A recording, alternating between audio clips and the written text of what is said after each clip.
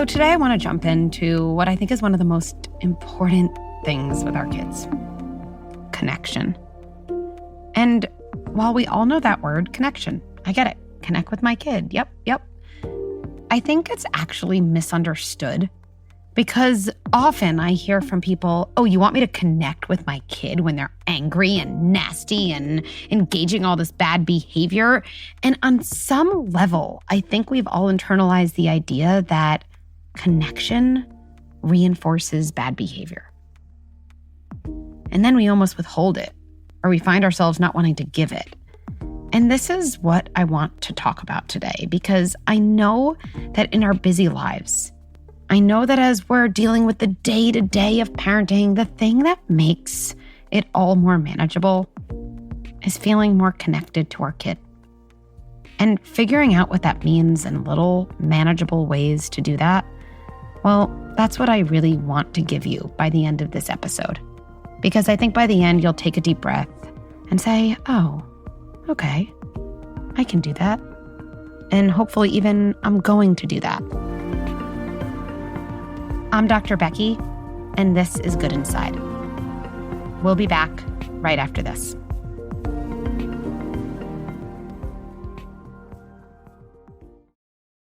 If your home is anything like mine, the season of germs is upon us. Every week, it seems like there's a new bug going around school. It goes through each of my kids, then my husband, and me, until we're all down for the count. That's why I love Mommy's Bliss. They offer the first clean label project certified line of pain and fever medicine for infants and kids, as well as safe and gentle organic cough syrups. Whether your kid is struggling with a cough, a fever, or the flu, Mommy's Bliss has a product that isn't just safe for them, it's made for them. That means free of dyes, artificial flavors, and corn syrups. Because when your kid isn't feeling well, you want something that's going to give you peace of mind and bring them relief so your family can get back to your daily routine. You can find Mommy's Bliss at major drugstores and retailers where you shop for your family's health.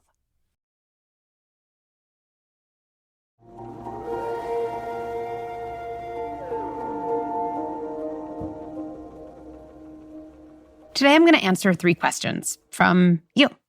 I get so many emails, so many different voice notes, and there are actually a bunch of them about connection. So I'm just going to go one at a time, and I promise I will tie it all together. So let's jump in with this. Dr. Becky, connection seems to be at the center of your approach. And it's almost like you believe that there's always a way to connect with your kid, even in the hardest moments. You've also said that connection is an ingredient that seems to turn things around. Can you explain this a little bit more? Why is connection so important? Okay, this allows us to really lay the groundwork together. And yes, connection is everything when it comes to parenting. And if you think about other relationships in your life, I'm going to guess that you'd say connection is everything there. Think about any important relationship. Maybe it's your partnership, maybe it's a parent, maybe it's a colleague, maybe it's a friend.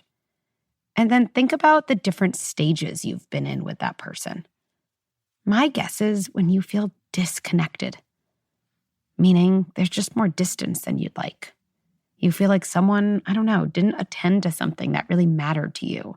Maybe you felt like someone really misunderstood something and didn't really make the effort to see it from your perspective. Well, I know I've had moments like that in all of my most important relationships too. And when you feel disconnected from someone that matters to you, almost everything feels harder in that relationship because you're kind of harboring the feeling of disconnection, and then you're less likely to cooperate. You're more likely to snap. You're more likely to interpret something they're doing from a negative perspective. It's almost like when you feel disconnected, everything goes off the rails. The opposite is true as well. When you have a moment of feeling connected, oh, that person really listened. That person called me up and I kind of had an unexpected apology from them that just put us back on track. I feel like that person was really there for me in a hard time. That person can get away with a lot of different things, right? Because you just have more generosity and good feelings. This is really true for our kids. When we're connected to them, so many things become easier.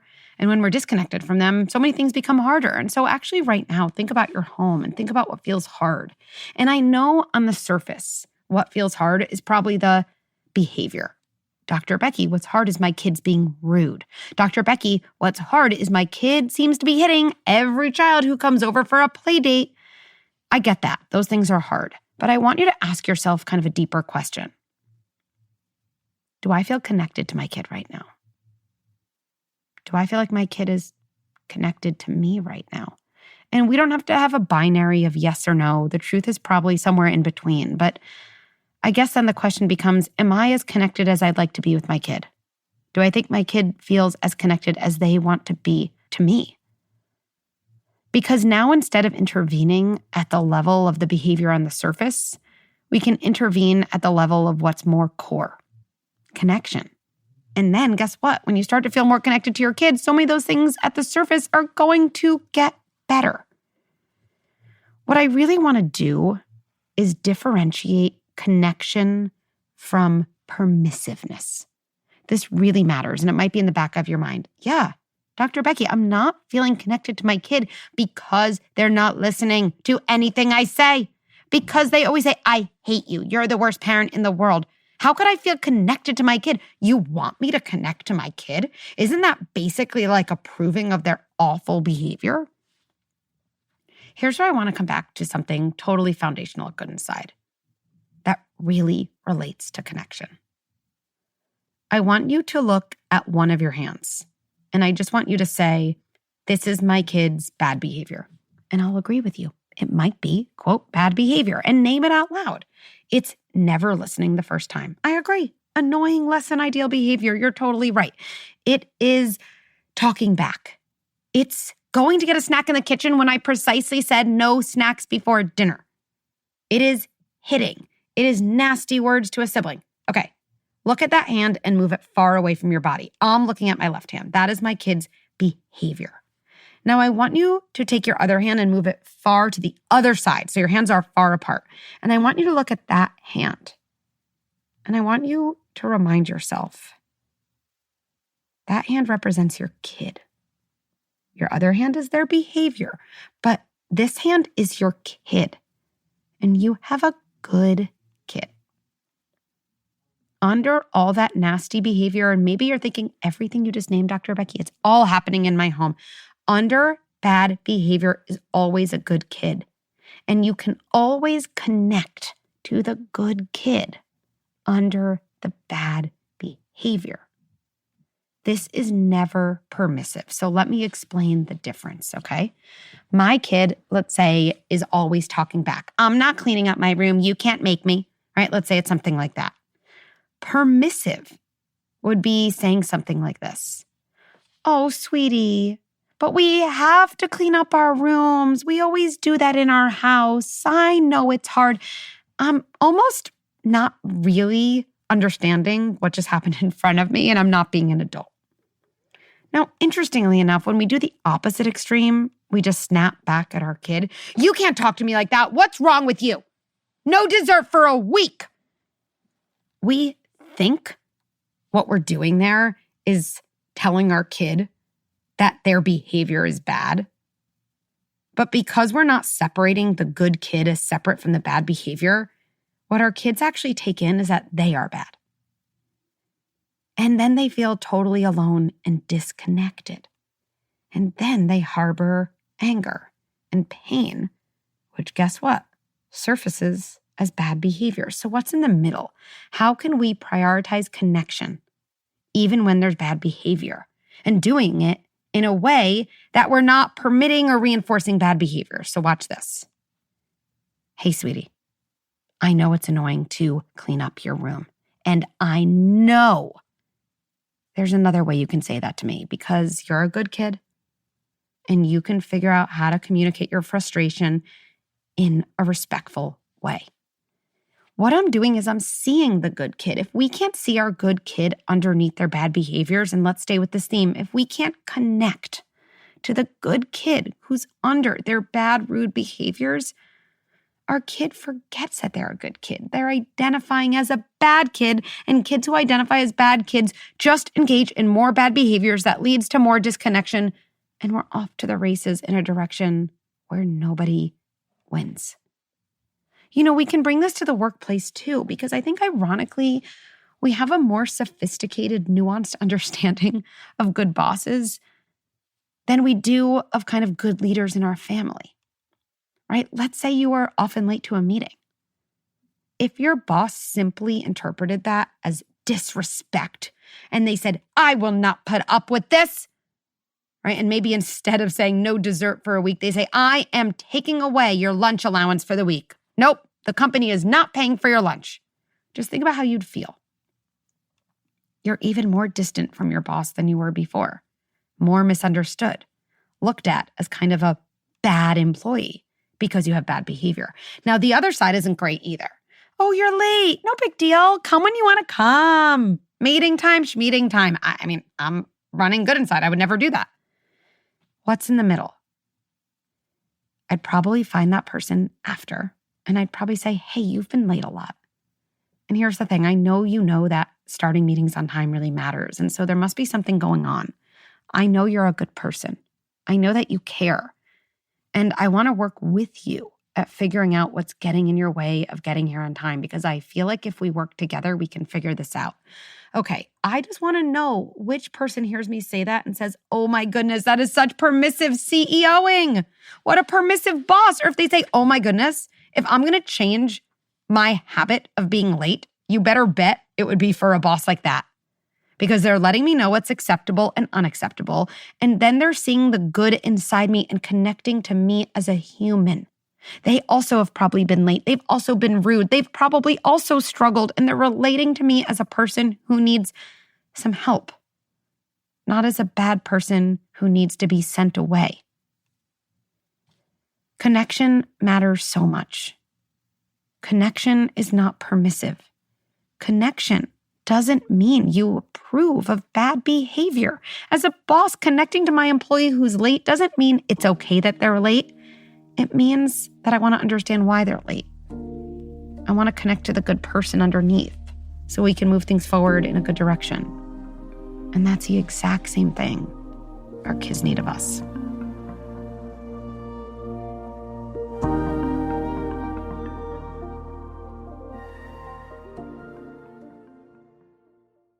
Let's be honest. Parenting is expensive, especially around the holidays. And I hear from parents all the time that there are so many things they want to do that just don't fit into their budget, and it just feels powerless. And then once the holidays are over, parents end up feeling like they spent more than they wanted to, and they feel stressed and behind. Okay, so now that the holidays are behind us, I want to share an idea for a way to make some extra income in 2025. Hosting on Airbnb. See, being an Airbnb host means you are providing another family with an amazing experience, because I know you've created your home with a family in mind. And it's a great way to earn some extra money for all the different things you want to do this year. Your home might be worth more than you think. Find out how much at airbnb.com/host. Let's be honest. Parenting is expensive, especially around the holidays. And I hear from parents all the time that there are so many things they want to do that just don't fit into the budget. And what feels the worst is that parents feel powerless. Well, you probably know this about me. I am one for thinking about empowered solutions. What is something creative we can do instead of spending all our time thinking about the things we can't do? Here's something I learned about that I want to share with you, because I feel like it really fits into that, ooh, that's a creative idea I hadn't thought about. That is an area where I can feel more empowered. Hosting on Airbnb. Now, let me explain. What that means is you get to provide another family with an amazing experience. And knowing that you've had that impact on someone else's trip or vacation, that actually feels amazing. And then for you, it's an amazing way to earn extra money for all of the different things you might want to do this year. Your home might be worth more than you think. Find out how much at airbnb.com/host. Hey, Good Inside listeners. I wanted to make sure you knew about a live event I'm hosting within Good Inside membership on how to play with your kids on February 12th. Okay, if you're thinking, what? How to play?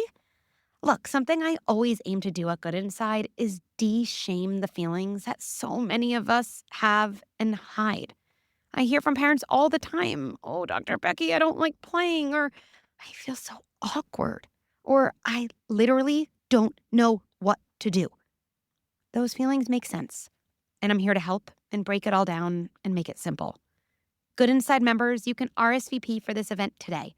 And if you're not a member yet, learn all that Good Inside membership has to offer at goodinside.com.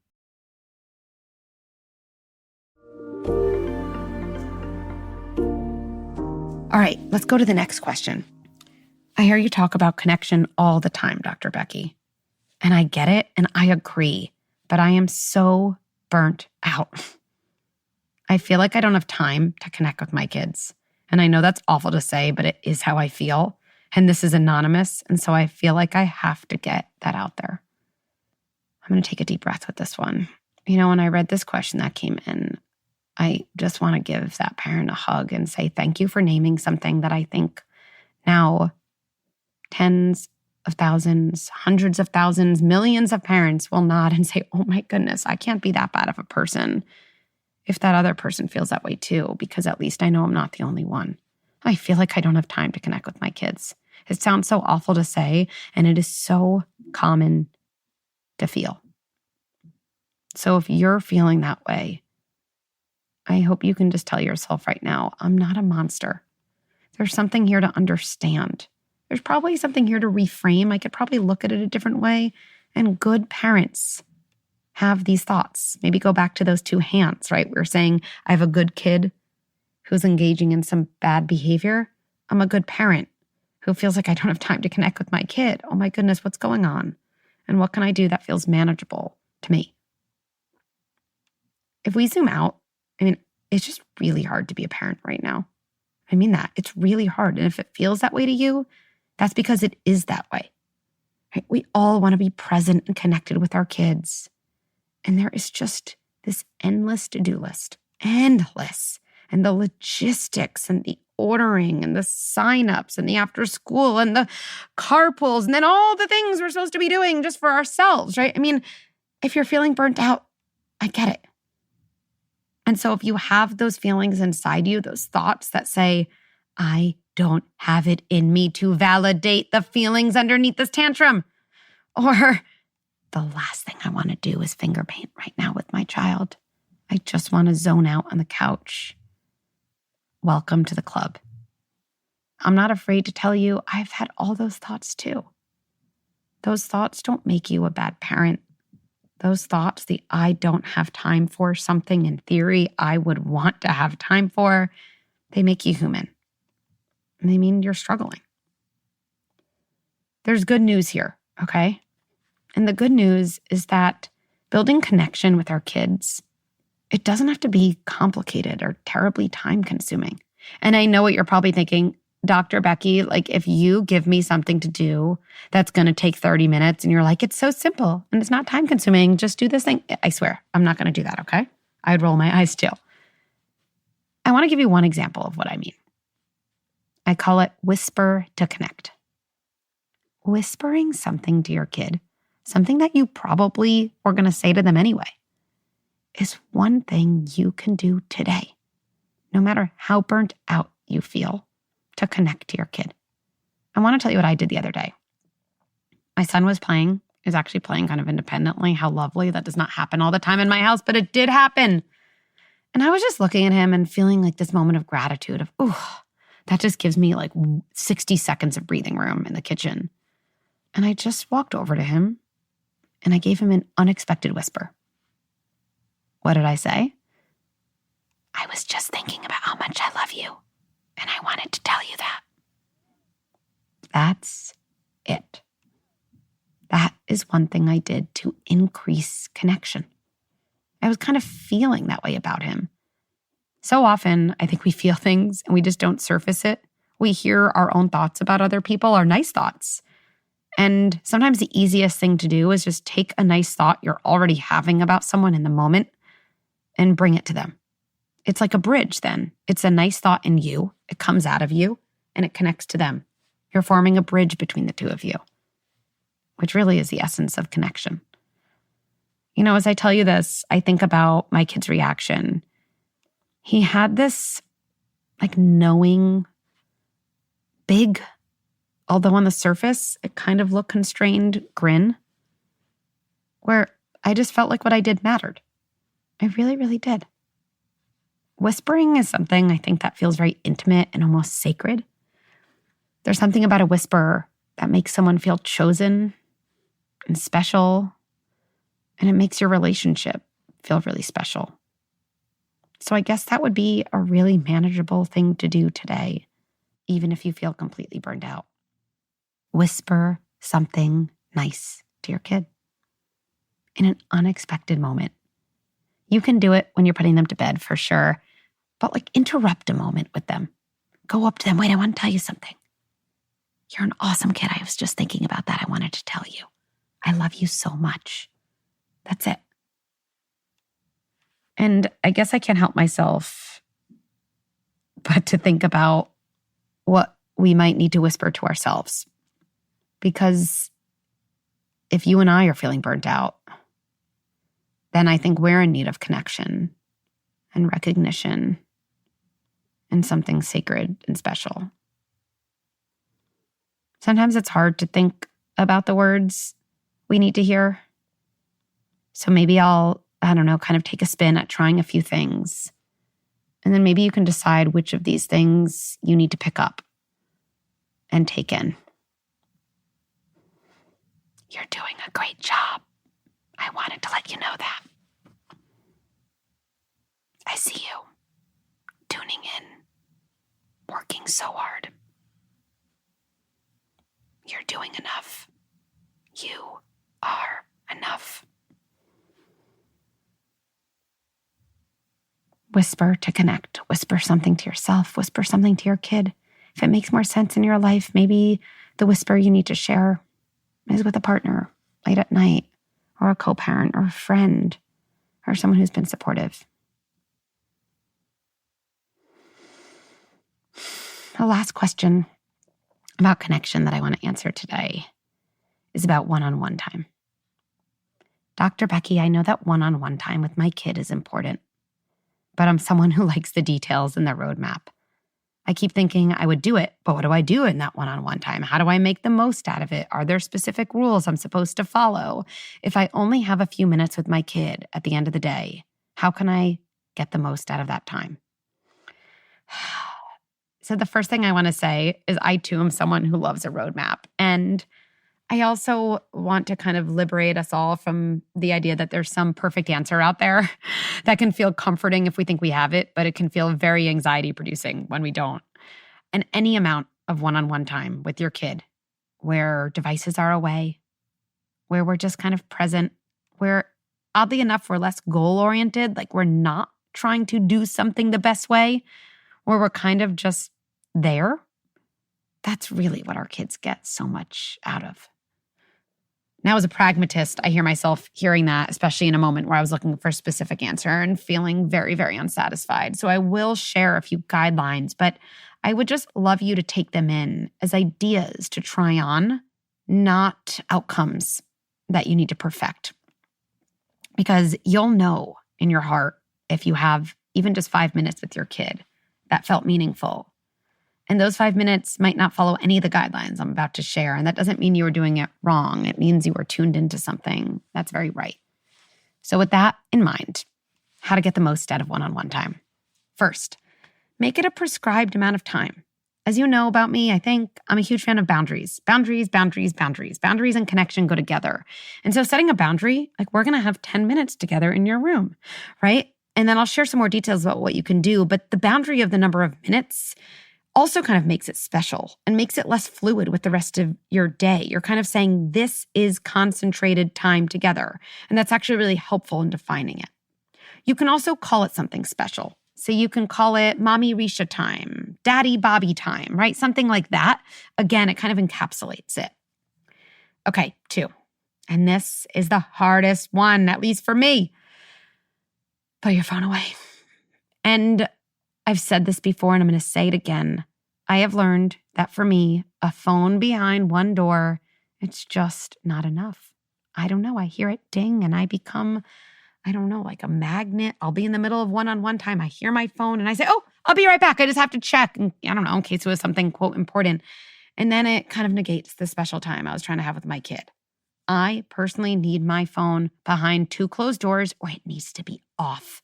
Highly recommend phone being off if you're trying one-on-one time. And you can use this and you get a lot of credit and connection with your kid by saying, I'm on my phone a lot, right? I would love to get some special time together. And you know what I'm going to do? Not only am I going to put my phone in my bathroom, I'm going to turn it off because my phone can get in my way of really connecting with you. And I'm not going to let that happen for the next 10 minutes. I think too often as parents, we think we have to hide that, right? Or again, we feel so guilty about being on our phone. I have found the best thing for my guilt is just to own it and name it. And now it's just out there and I can move forward. Okay, how else can you get the most out of one-on-one time? Engage in child-directed play. Now, this is where I've had someone say, what does that mean? What do I say? Exactly what I say. This is where I really feel like this is a great opportunity to impart what I really hope to do in our interactions and good inside. If you ever feel like you're mimicking me, I don't feel like that's actually in line with what I'm trying to help you with. I actually want to help you think about mindsets and foundations. So you don't feel like you're mimicking anyone. You feel like you're the strongest, sturdiest, most secure version of you because you're the parent your kid needs. And so when I think about child-directed play, I don't want to give you specific scripts to say because it's almost irrelevant. The mindset I want you to think about is just my job is to join my kid's world. I'm going to be looking at my kid like they are the most creative, amazing, almost magical. Like I have to get to know them. Like I'm an alien from another world. I'm like, who is this interesting human who wants to build up block towers? Almost like I've never seen a block tower. And if I've never seen a block tower before, what might I say? Ooh, you're building a tower. Lots of red blocks. I'm not going to say, oh, is that a hospital? Oh, do you want to change it into a castle? Like, how would I know? This is my child's world. I am just a visitor. You want to join their world. Why? Because when it comes to connection, now that you've put a boundary around it, you've called it something, you don't have your phone. Your kid has the single most precious commodity. Your full attention. Your full attention. And during these 10 minutes, 5 minutes, 15 minutes, whatever you have that day, you just want to attend to them. You're going to let them pick the activity and them dictate it. You're not going to ask too many questions because, again, that's almost inserting our world into our kids' world because this form of attention is going to make your kid feel like the most magical, special, worthy, valuable human being in the world. And that type of connection for a few minutes can really do wonders. I always think about connection like kind of connection capitals, like we're depositing it into our kid in their bank account. This type of one-on-one time, no phone, no distractions, not even a lot of questions. I'm just joining my kid's world. It's like building connection capital on steroids. All right, let's bring this together. Connection matters. Connection does not mean permitting behavior, and anyone who tells you that, don't take it in. We know better. There are hundreds and thousands, millions of us who can separate behavior from identity. We're not connecting to our kids' bad behavior. We're connecting to the good kid underneath who is always there, and especially in a moment of bad behavior, desperately needs our connection. Remember that even when you're burnt out, there are some tiny things we can do. Start with something for yourself. What do you need to tell yourself? And then even a small whisper counts as very meaningful connection. What's kind of the holy grail of connection when we can really say, oh, I'm going to carve out time on my calendar. That one-on-one time. And again, it doesn't have to be half an hour, an hour. If you can't do it every day, you're like most parents. But a few minutes, calling it something, having a boundary, putting your phone away, no distractions, joining our kids' world. That's a really powerful way to build connection. I feel like ending today on the theme of connection by just really connecting to ourselves. So maybe just make sure your feet are on the ground. Make sure your hand is on your heart. And just tell yourself something kind. I'm proud of myself. I could have spent my time doing something different. I'm spending my time considering ideas, unlearning, learning, growing. Then maybe just give yourself one of those compliments. That's that of a sticker we might see somewhere. I'm awesome. I'm pretty great. My kids are lucky to have me. I've got this. And I'll see you next time.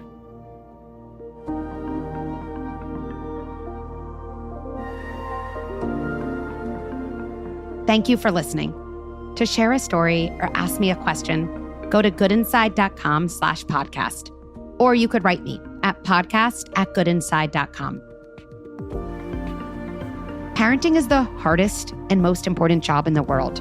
And you deserve resources and support so you feel empowered and confident for this very important job you hold. I'm so excited to share Good Inside membership.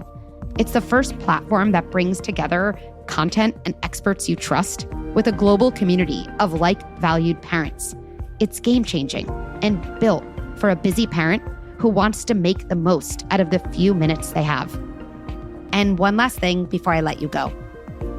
Let's end by placing our hands on our hearts and reminding ourselves, even as I struggle and even as I have a hard time on the outside, I remain good inside.